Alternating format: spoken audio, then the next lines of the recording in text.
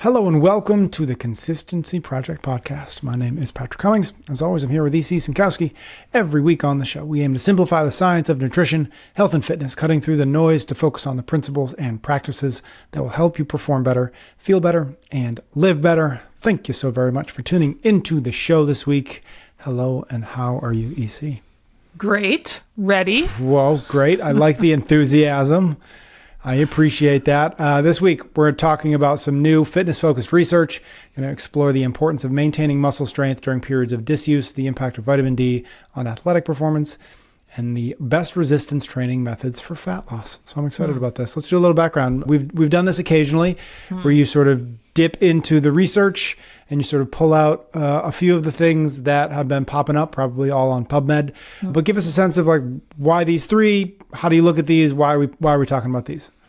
Yeah, I was wondering if we've done officially a format like this. I know we've done it with headlines. Yep, we've done that. I feel like we have done research reviews, but maybe we've done them like inside of other episodes where it's maybe a little tag at the end. Or I think even it was like, we had one recently where people had sent in some articles. Yes, I remember that. Yep. Yeah.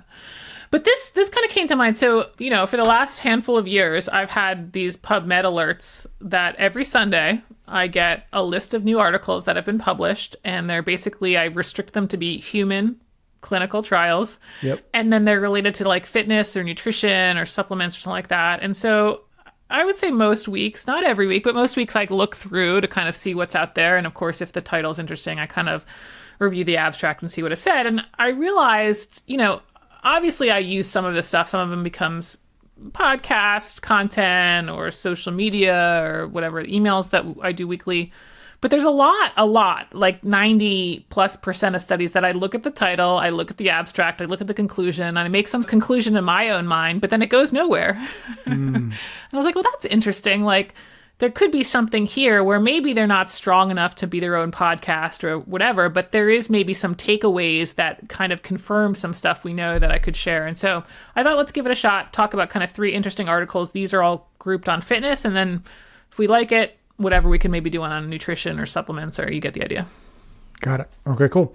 So as I mentioned, 3 fitness-related research articles. The first topic is a study on muscle disuse and fitness. Let's do some background on this. What was this paper about? What is it about? Yeah.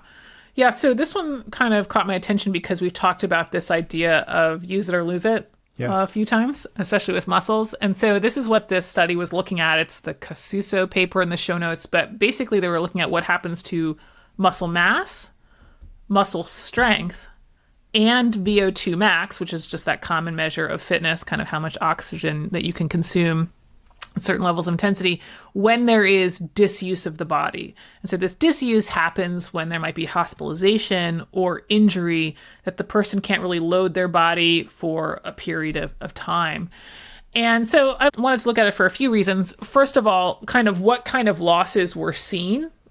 Sickness or injury are questions that come up. They can often sideline people. And so people want to know, like, how bad will it be type of kind of thought line.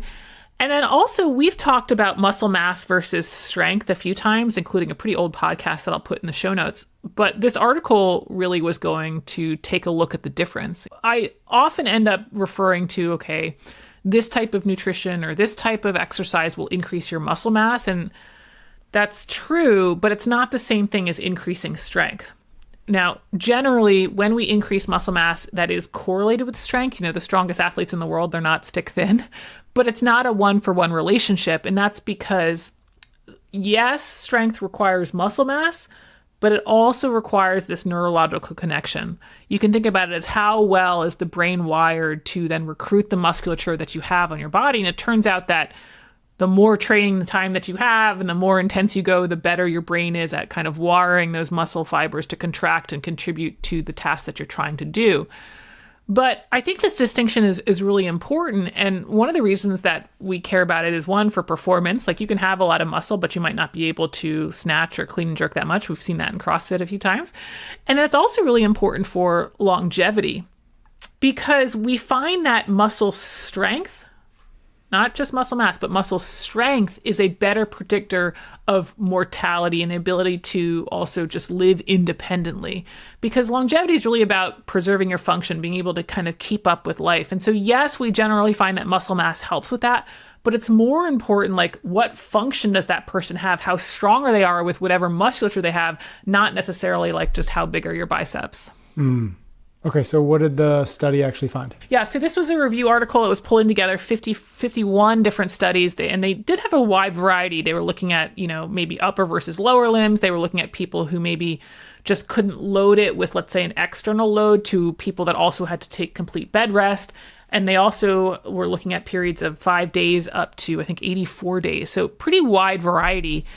And not surprisingly, muscle mass, muscle strength, and VO2 max all significantly declined when they were in periods of disuse. So it goes back to use it or lose it.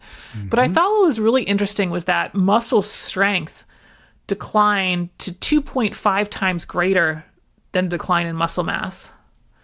So let's say that you lost 5% of your muscle mass with disuse. Your strength numbers could have dropped by 12.5%. So that's not good, especially when I already kind of made the point that strength is a little bit more important than muscle mass.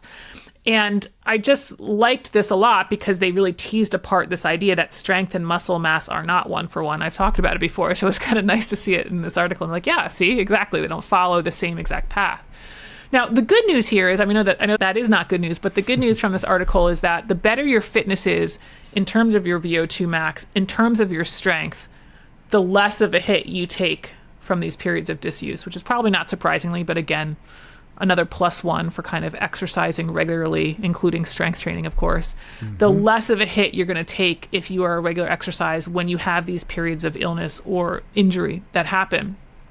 And some of the practical applications that they suggest is that if you do have an upcoming surgery or bed rest, maybe you are somebody, for example, with, undergoing regular cancer treatment or something like that, and there's going to be these periods where you're resting and then back to being able a little bit more active, that you should really think about prioritizing your prehab to be on more strength than hypertrophy.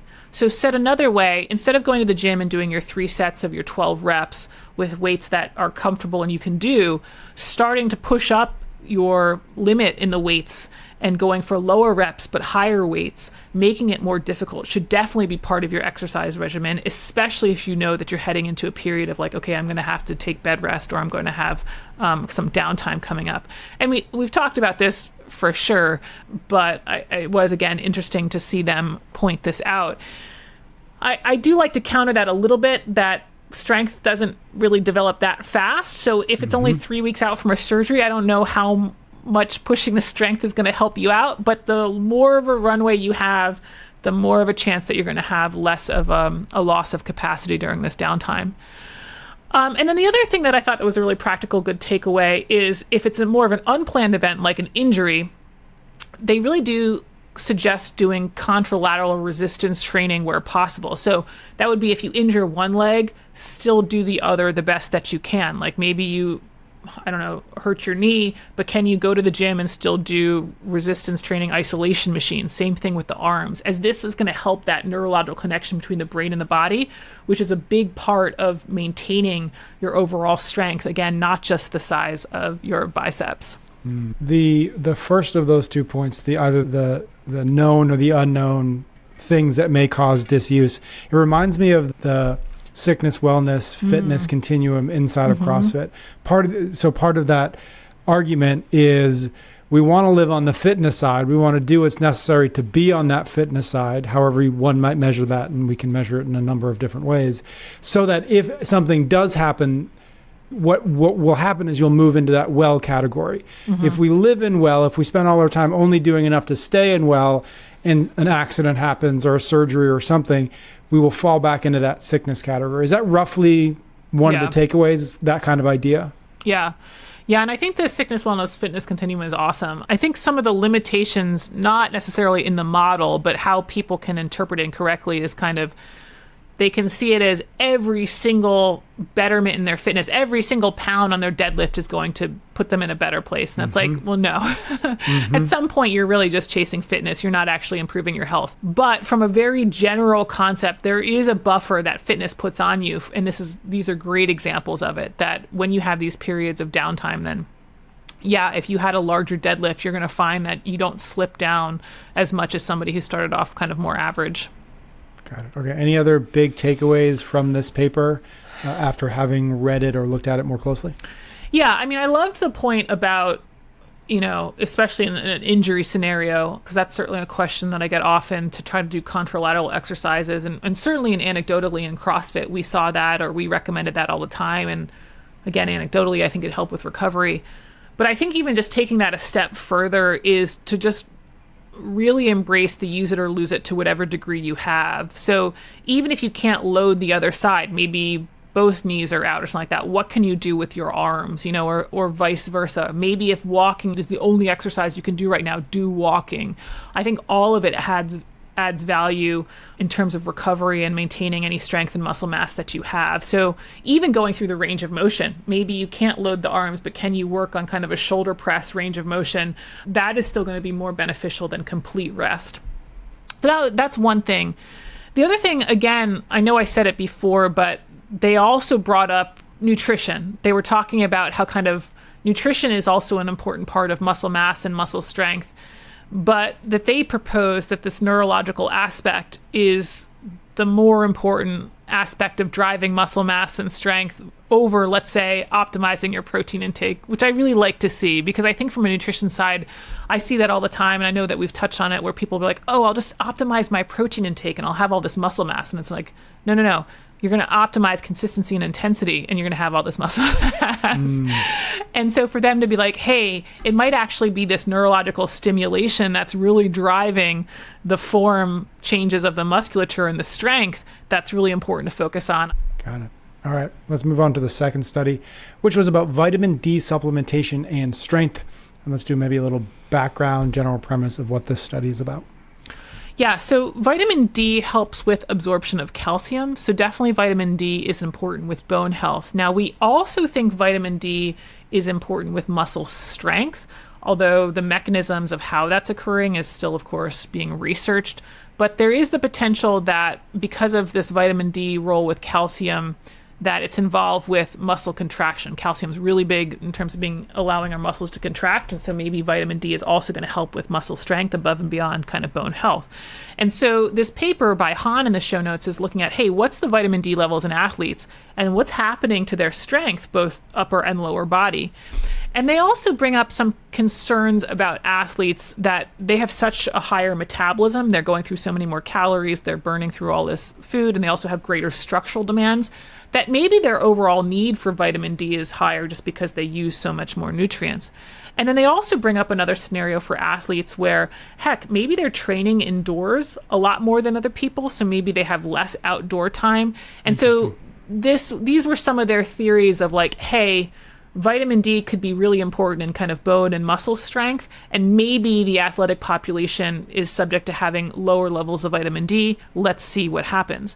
Now, I think we're going to come back to this issue, but for this study specifically, they define vitamin D sufficiency as 30 nanograms per milliliter. And so they looked at what happened relative to athletes having enough vitamin D above that 30 nanograms per milliliter level, and then their 1 rep max bench press, a vertical jump, like a hand grip test. And then they also looked at force development in quad contraction.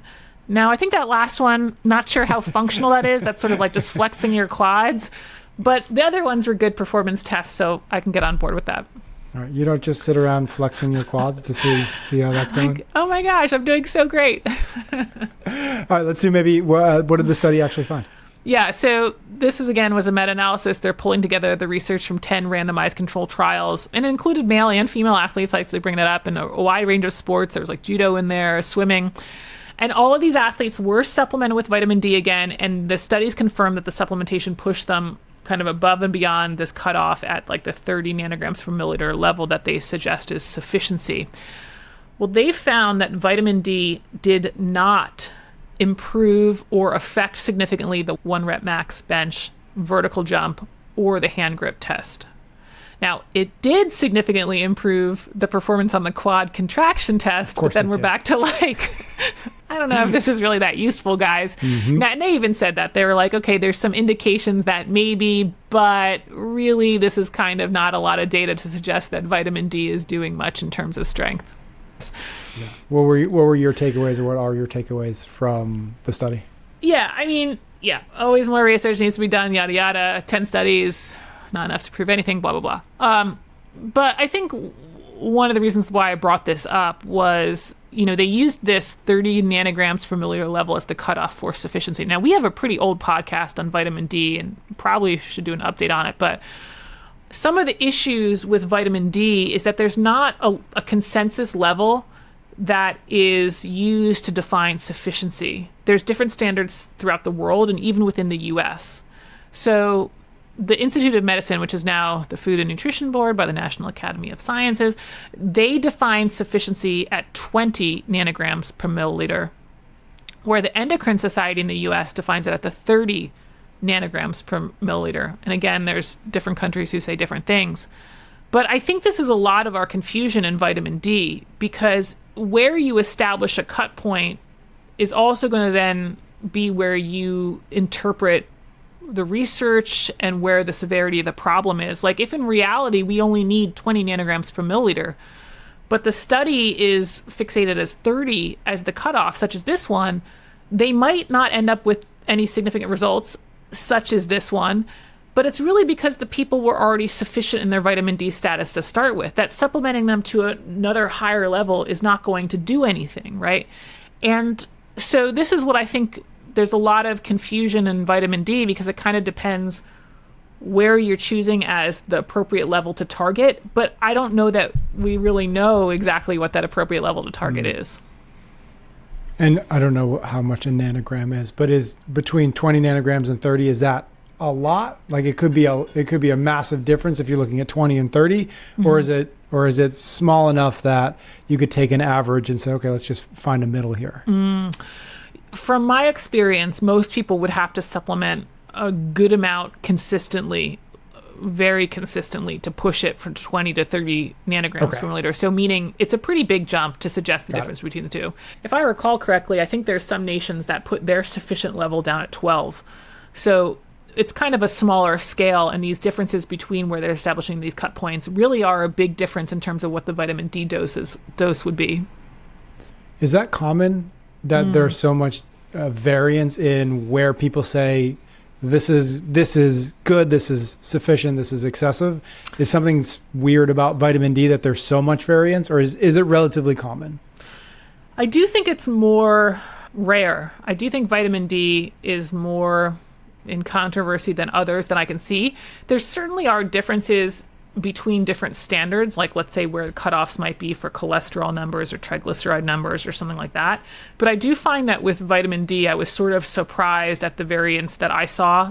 And again, I think that we just don't have the information that's going to tell us at this stage, like why one is so much more necessary than the other. I think there's a little bit of more could be more protective.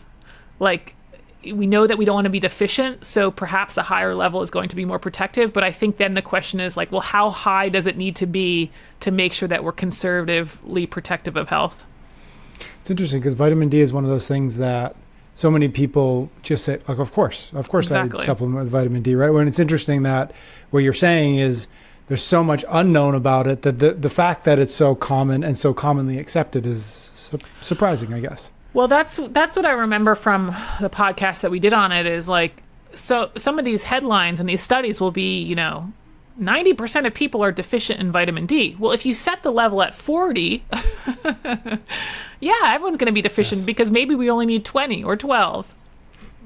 Yeah, right. So it would be helpful certainly for me if I felt like there was a better consensus. Got it. All right. Let's dive into the third article, which is all about, or the third research article, which is all about resistance training and fat loss. One of our more popular topics, as we've joked before: lose weight, gain muscle. That's the name of the name of the show, what the show should have been. Let's do maybe a little bit of background on this article. Maybe what was new about it, what caught your eye. Yeah, this is the Carnero paper in the show notes, and they were looking at whether to do a full body resistance training program compared to a split routine for promoting greater fat loss. And the reason they were really looking at bodybuilders, and they mentioned that a lot of studies will look at which type of routine is best for hypertrophy and muscle growth. But the flip side of that is bodybuilders also need to lose fat. So while there have been studies that looked at, okay, how big can our biceps get? This study specifically was saying, okay, put that aside for a second. What's the best routine for fat loss? Which, as an aside, just to let people know on the hypertrophy angle, that both full body and split routines can maximize your muscle hypertrophy and strength so long as the volume is the same, right? So long as you're doing enough reps and sets for each of those routines, you can get the same result. So they wanted to kind of do that from a fat loss perspective. Now, anecdotally, they mentioned that bodybuilders tend to favor the split routines. They tend to favor doing back and bis one day and then chest and tris one day and the next and so on. And so the reason for this study is to say, like, hey, can we confirm what they're doing is okay, or maybe we have a better method for them? Now, the second topic they were looking at, what I also thought was really interesting, was DOMS, or delayed onset muscle soreness. Mm-hmm. So one of the concerns that they bring up for people who are doing these split routines is that the split routines, when you do something like back and bis, you end up doing a bajillion sets on your biceps. And so it's like you totally annihilate, your biceps. And so the question is, like, does that really increase DOMS? And how does that affect maybe your ability to train biceps the next time you go? Or how does that affect your ability to train any other body part, because maybe you're just so sore and you don't even want to move at all? Or maybe even, this was interesting, how does that soreness affect your day-to-day movement? Maybe you're so sore from freaking leg day that you spend the rest of the day on the couch and you would normally be doing 10,000 steps, but instead you're so sore you don't move, that all of this can add up to maybe less fat loss, since they wanted to take a look at that. Now, was a bajillion reps that was specifically the number in the study? Yes. Okay, that was okay. So what did the study actually find? Yeah, so the full body protocol resulted in greater fat mass loss, so more fat loss, and lower delayed onset muscle soreness. So the group who did full body routines every time they went into the gym, instead of splitting everything up, they lost an average of 1.7 pounds of fat. And the group that split things up into back and bis, etc., they gained about 0.5 pounds of fat mass. Now, that's not a huge amount, but we do also have to remember that the study was only 8 weeks long, and there was a swing of almost 2.5 pounds of fat. And the study looked at well-trained men. So these weren't just newbie athletes. These were people who had been training consistently for at least 3 years and had like more than a body weight bench and a more than a body weight and a half back squat. So definitely people that have been around the gym a little bit and were really pretty healthy weight to begin with, such that like these small changes are actually more significant in a population like that. So this all means that the greater fat loss was occurring in that full body routine. And ultimately, the reason why it happened was because the full body routine had more sets per session, because ultimately they were doing, everything for the body, legs, back, bis, etc. And every exercise had a warm-up set. So the study people realized at the end of the study, oh, hey, at the end of the day, the volume performed for every time they went to do a full body, because of all of those warm-up sets, end up being more than the split body routine. And no surprise, that meant they burnt more calories, and therefore by burning more calories, they were able to drop more weight. Interesting. Just so I'm clear, I know what split is. When they're saying full body, it's like I do squats, I do bench press, I do pull-ups, I do something else weird, bicep curls, right? And that's like, that's a day of training versus I just do back, I just do bi, and then the next. Okay, so that's what they mean. They don't mean everybody's doing thrusters. No, I mean, this is definitely like a classic, more hypertrophy model. Yeah. Got it. That makes a lot more sense to me now. All right. What were your takeaways from the study? Why was it interesting enough to bring up here? Yeah. I mean, we always have to be careful on something like this. This was not a review study. It was one single study. It was only 23 men over 8 weeks. So this is not something that we're going to say, okay, everybody's going to change their routine to follow these guys. Like, it's not big enough. It's not relevant enough to do that. But the reason I brought it up, I mean, I think the first thing that I really liked about it, just thinking about the results, is I think it helps support the notion that you probably don't need some super special specific program for you. The guys who lost more fat did the exact same routine 5 days a week for 8 weeks and saw results. And they had already been training consistently for 3 years. Right? So it's like, because this study, they actually went in Monday to Friday, did the same freaking routine for 8 weeks, and these people still lost more fat, and they had been training consistently for 3 years, right? Now, what's important to point out about them is they did set the weights at challenging weights. They were working at like 70 to 80% of a 1 rep max. So they weren't just reading a magazine and like not really trying to work hard. But I find that there's a lot of times paralysis by analysis for people coming up with their exercise routines of, is this the perfect thing to do? And how many should I do? And oh my gosh, am I doing it too many days? And it's just like, I try to preach consistency and effort above all else. And I think this study is a great example of that. And then I think the other takeaway for us regular folks, not bodybuilders needing to lean out and, get stage ready or something, is just thinking about the downstream effects of DOMS, or delayed onset muscle soreness, from a workout. That, if you're really sore, this could potentially, over the long term, actually negate some of the results that you're looking for. Like I mentioned, maybe you're just so freaking sore that you don't actually want to go to the gym the next day, or that you don't want to do the steps that you normally do each day. And I say that, we have to keep in mind that you shouldn't fear muscle soreness. Like, there's no top athlete who's never been sore. But it's just good to remember that soreness is not a badge of honor. Like, you don't necessarily have to get sore to get a good workout, right? It's not a sign of a good workout or anything like that. And also, if you are trying to really push volume, whether or not that's in more of a hypertrophy isolation exercise, or even something that's a more functional exercise, but you're just really stoked on doing pull-ups that day, right? That you want to think about, like, the resultant effect may be exactly the opposite what you're hoping for. That if you're so sore and this is going to affect the consistency and intensity of the training and activity that is to come, you actually probably want to back off a little bit. Take that. All right. That was 3 research papers that you found in your inbox and actually decided to read all the way through. So we appreciate it. Thank you, EC. Thank you, everybody out there, for listening. If you like this sort of episode, if you like EC's quick takes on research reviews, let us know, and we can figure out where to put more of them into the schedule. Thank you in advance. EC and I will be back next week for a brand new episode of The Consistency Project.